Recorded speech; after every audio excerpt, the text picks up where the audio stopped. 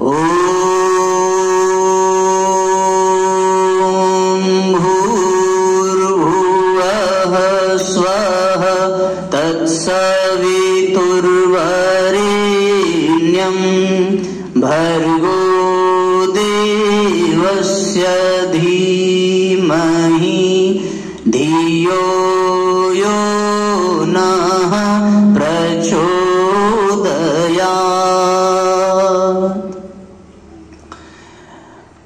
यहाँ इस सभा में उपस्थित आपके आदरणीय प्राचार्य सर, हमारे सामने बैठे हुए सभी शिक्षकगण और इस राष्ट्र के नवनिर्माण में बहुत ही अहम भूमिका निभाने वाले आप सभी युवा भाई बहन साथियों, जब भी कोई ऐसा समय आता है जिस समय में हम लोग कुछ श्रेष्ठ चिंतन कर सकें, श्रेष्ठ बातें कर सकें, उस समय को बहुत ही श्रेष्ठ मानना चाहिए। हम लोग विद्यालय में बैठे हैं, विद्या के मंदिर में बैठे हैं, इसलिए कुछ उससे ही संबंधित बातें करूं। रही है इस दुनिया में जो कुछ भी अच्छा देखने को मिल रहा है वो सिर्फ और सिर्फ शिक्षा की देन है।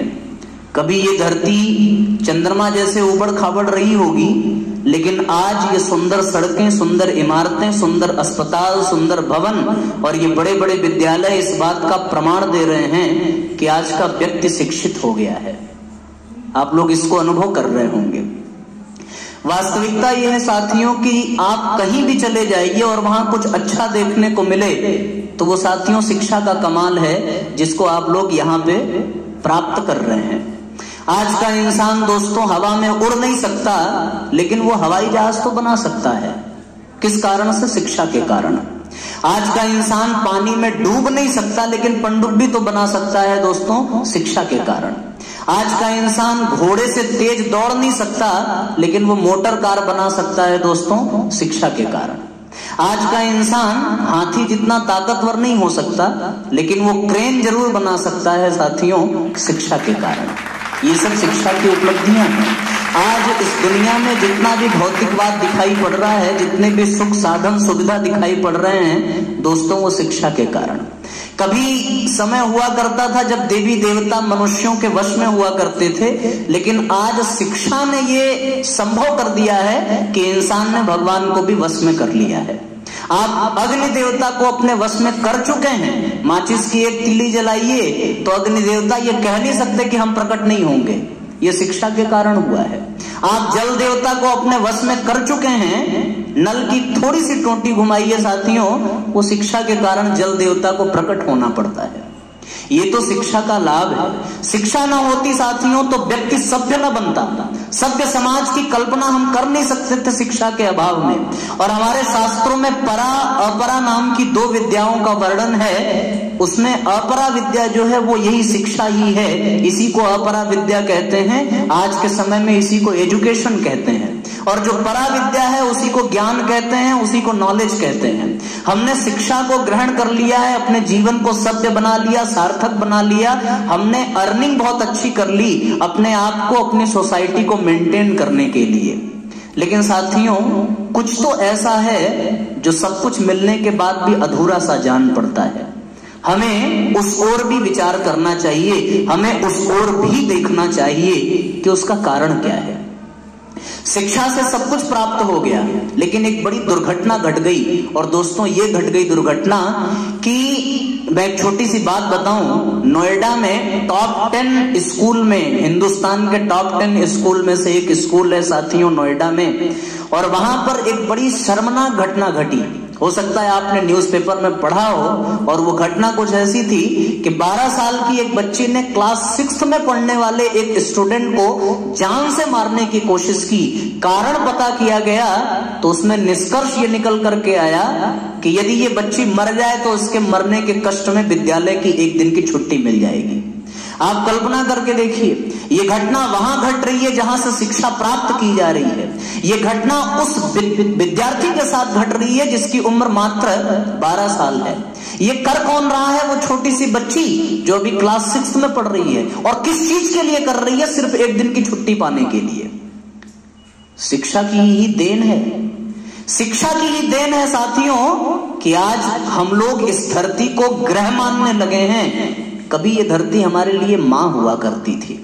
शिक्षा की ही देन है दोस्तों कि ये वृक्ष हमारे लिए उपभोग के साधन बन गए हैं। कभी ये वृक्ष हमारे लिए देवता हुआ करते थे। ये शिक्षा की ही देन है कि धर्म से धारणा चली गई, अध्यात्म से आस्थाएं चली गई और हृदय से भावनाएं चली गई। ये शिक्षा की ही देन है कि हम लोग हेड ऑफ डिपार्टमेंट बन जाते हैं, डॉक्टर बन जाते हैं, इंजीनियर बन जाते हैं, सर बन जाते हैं, मैडम बन जाते हैं, लेकिन एक अच्छा इंसान नहीं बन पाते, एक अच्छा पुत्र नहीं बन पाते, एक अच्छा दोस्त नहीं बन पाते। हम अपने नौकरों पर राज तो कर लेते हैं लेकिन उनके दिल में जगह नहीं बना पाते। ये शिक्षा की ही देन है, क्योंकि जब कभी गलती हुआ करती थी तो हम झुक करके दंडवत अपने माँ बाप से माफी मांग लिया करते थे, लेकिन आज ये माफी से तो सॉरी और थैंक यू में सिमट करके रह गया है। दोस्तों ये शिक्षा की ही देन है। आप कल्पना करके देखिए, जिस शिक्षा ने हमें सब कुछ प्रदान किया है उसने हमसे छीन क्या लिया। और मैं समझता हूं कि प्राप्त हुई चीजों से कहीं ज्यादा है जो हम लोगों के हाथों से छिन चुकी है। आज स्थिति यह है साथियों कि जिस इंसान से लोग मोहब्बत करते थे उस इंसान से लोग डरते हैं। ये बहनें अगर बाजार में चौराहे पर खड़ी हो जाएं और दो चार भाई गलत तरीके से देख ले तो इनके मन में डर पैदा हो जाता है। 11 बजे रात को यदि किसी नए नंबर से मिस कॉल चला जाए तो अंतरात्मा हिल जाती है, जबकि ये पता है कि वो मिस कॉल मारने वाला कोई जानवर नहीं है, कोई ना कोई इंसान ही होगा।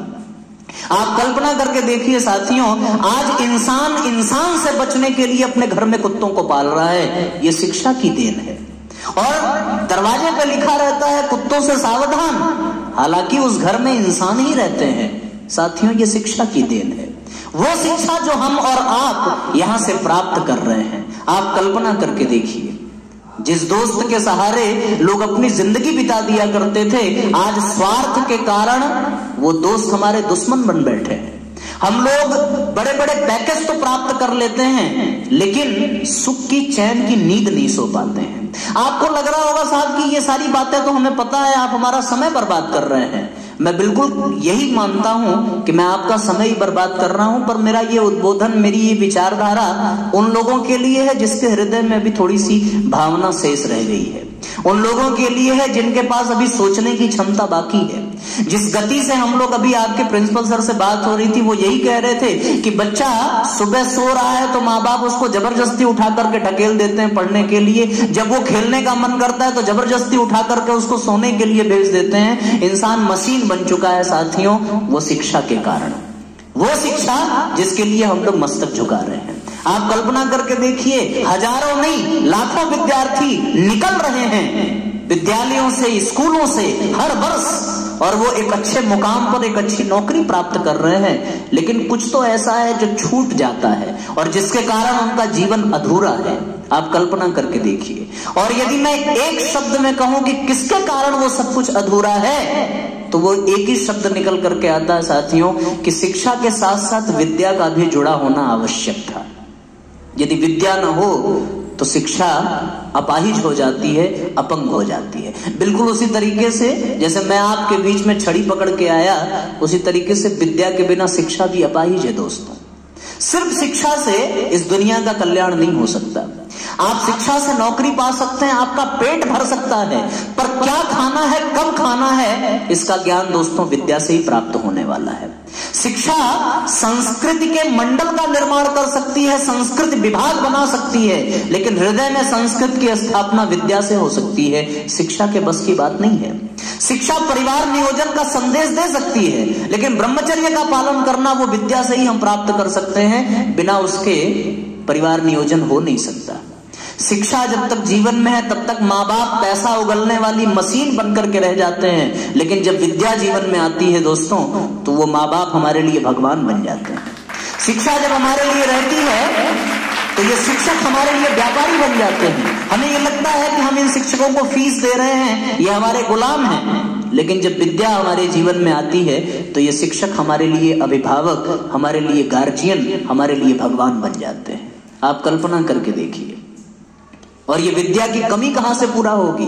आज की जो शिक्षा व्यवस्था है दोस्तों, उस शिक्षा व्यवस्था को हम चुनौती अवश्य दे सकते हैं पर कुछ कर नहीं सकते, क्योंकि इसमें हमारे कोर्स का ही बर्डन इतना अधिक रहता है कि विद्यालयों में पढ़ाने वाले शिक्षक वो कितना आपको सिखाएंगे। आपके जीवन का 4 से 5 घंटा यहाँ बीतता है, बाकी पूरी जिंदगी तो आपके घर में, समाज में बीतती है। आप कल्पना करके देखिए। तो साथियों, शिक्षा के साथ साथ विद्या को भी अपने जीवन में स्थान देना पड़ेगा। यदि विद्या हमारे जीवन में आ जाती है तो फिर ये धरती हमारे लिए स्वर्ग बन जाती है। और यदि विद्या नहीं है तो सब कुछ प्राप्त करने के बावजूद भी मन में कहीं ना कहीं असंतोष, मन में कहीं ना कहीं क्षोभ, मन में कहीं ना कहीं अशांति रहेगी। आप इसको लिख करके आ जाना और अपने आप से पूछना कि यहाँ बताई गई बातें कितनी सही हैं। इसका मूल्यांकन आप खुद करके देखिए। वास्तव में दोस्तों, आज के समय में शिक्षा होना अत्यंत आवश्यक है। मैंने गुणगान कर दिया आपके सामने, लेकिन वो शिक्षा विद्या के बिना अपाहिज है, इसको हमें भूलना नहीं चाहिए।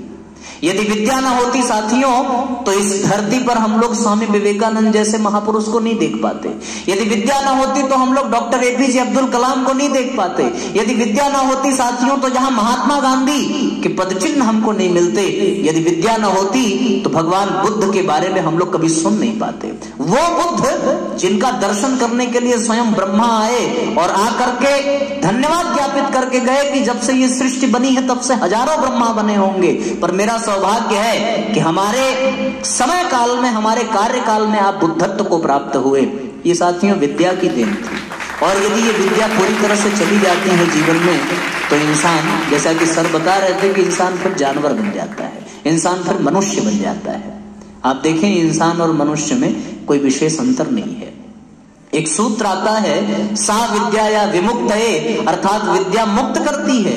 लेकिन आज एक सूत्र ये भी आता है कि सा शिक्षा या नियुक्तये, आज की शिक्षा नियुक्त करती है, मुक्त नहीं करती है। हम जब इस विद्यालय में प्रवेश करते हैं तो एक नवनिहाल शिशु की तरह रहते हैं। हमारे चेहरे पर निस्वार्थ मुस्कुराहट रहती है, आंखों में प्रेम की चमक रहती है। लेकिन जब हम इस विद्यालय से निकलते हैं तो हमारे मन में द्वेष, हमारे मन में ईर्ष्या, हमारे मन में कंपटीशन, प्रतिद्वंदिता, ये सारे भाव आ जाते हैं। हम बदल जाते हैं। दोस्तों, निवेदन बस इतना करना है कि अब समय आ गया है कि हम लोग थोड़ी सी दिशा को बदल दें। दिशा बदल जाएगी तो दशा बदल जाएगी। शिक्षा समाप्त नहीं करना है, पर शिक्षा के साथ साथ विद्या को भी जीवन में स्थान देने की आवश्यकता है। आप बोलेंगे साहब विद्या मिलेगी कहां से? विद्या साथियों 2 जगह से मिल सकती है। एक तो सत्संग से और दूसरा स्वाध्याय से।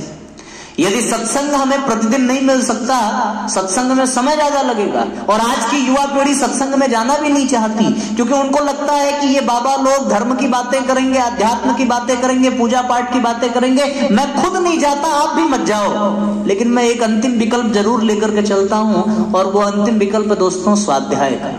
स्वाध्याय के माध्यम से मैं उस कहानी को फिर से दोहरा दूं जो मैंने बगीचे वाली कहानी कही थी। हम लोगों के पास स्वाध्याय का तो ऑप्शन है। मैं देख रहा था कि बहुत सारे हमारे मित्र, आप सबके लोग, साहित्य स्टॉल लगा हुआ है, वहां पहुंच रहे हैं, किताबें देख रहे हैं और देख करके चले जा रहे हैं।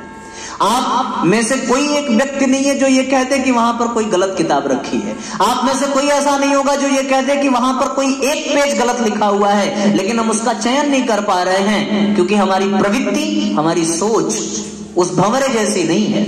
वो भंवरा कीचड़ में नहीं बैठता, वो गंदगी में नहीं बैठता, वो फूल पर ही जाकर के बैठता है। यदि कोई अश्लील पुस्तक होती तो शायद हम लेने में संकोच न करते। और मैं आपको ये भी बता दूं, आप उन पुस्तकों के मूल्यों को जाकर के देखिए। कोई 9 रुपए की, कोई 10 रुपए की, कोई 3 रुपए की। जिन लोगों ने लिया होगा वो जानते होंगे। कल्पना करके देखिए, ये जो दाम आपसे, ये जो मूल्य आपसे लिया जा रहा है दोस्तों, वो सिर्फ उसमें लगी हुई कागज और उसमें लगी हुई स्याही का है। पर उसमें जो बातें गुरुजी ने लिखी हैं उसका कोई मोल नहीं है, वो अनमोल है। और यदि जीवन में एक वाक्य हमारे उतर जाए तो ये जीवन कुछ से कुछ बन सकता है। यदि वो ज्ञान, यदि वो विद्या हम अपने जीवन में धारण कर सके। आप कल्पना करके देखिए, इस दुनिया में जो कुछ भी सार्थक हुआ है साथियों, वो उन विचारों के ही कारण हुआ है। श्रेष्ठ विचार हमारे जीवन में होने चाहिए। मैंने आपका समय बहुत ज्यादा ले लिया, जितना कहा था संभवतः उससे ज्यादा हो गया होगा, पर मैं निवेदन आपसे यही करूंगा। और यदि आपके पास 3, 4, 5 रुपए भी ना हो तो मैं आपको दावे के साथ कह सकता हूं, इस शर्त पर आप ये आश्वासन दे दीजिए कि उन किताबों में पढ़ी हुई लाइनों को हम अपने जीवन में उतारेंगे, तो मैं आपको वो किताबें मुफ्त में दिलवा सकता हूं। ये मेरा आश्वासन है। पर निवेदन यही है कि कोई स्वार्थ नहीं है, कोई व्यापार नहीं है। यह आपके प्रति हम लोगों का कर्तव्य है, यह आपके प्रति हम लोगों का प्रेम है। आप कल्पना करके देखिए कि आपके विद्यालय के प्राचार्य ने यहां पर साहित्य स्टॉल लगाने के लिए क्यों अनुमति प्रदान की? सिर्फ इसलिए कि उनके विद्यालय के बच्चे उस विद्या से जुड़ सकें जिसके अभाव में ये मनुष्य जानवर बन चुका है। सिर्फ इसलिए कि हम सब लोग आपसे प्रेम करते हैं और आपका जीवन सार्थक बन सके, इसलिए ये पुस्तक लेकर के आपके बीच में आए हैं। ऐसे तो आपके विद्यालय में बहुत से विद्यार्थी होंगे, बहुत सारी कक्षाएं चल रही होंगी, पर यह भी प्रश्न उठता है कि सिर्फ इसी कक्षा में और आप लोगों के बीच ही आने का सौभाग्य क्यों मिला? क्योंकि आप लोग उन सभी विद्यार्थियों में से कुछ तो विशेष होंगे, कुछ तो सौभाग्य आपका अग्रणी होगा जिसके कारण से ये संदेश आपको मिल रहा है और ये गायत्री परिवार के लोग आपके बीच में पहुंच करके ये बात बता रहे हैं। तो जाने से पहले आपका ये अंतिम दिन है साहित्य स्टॉल का।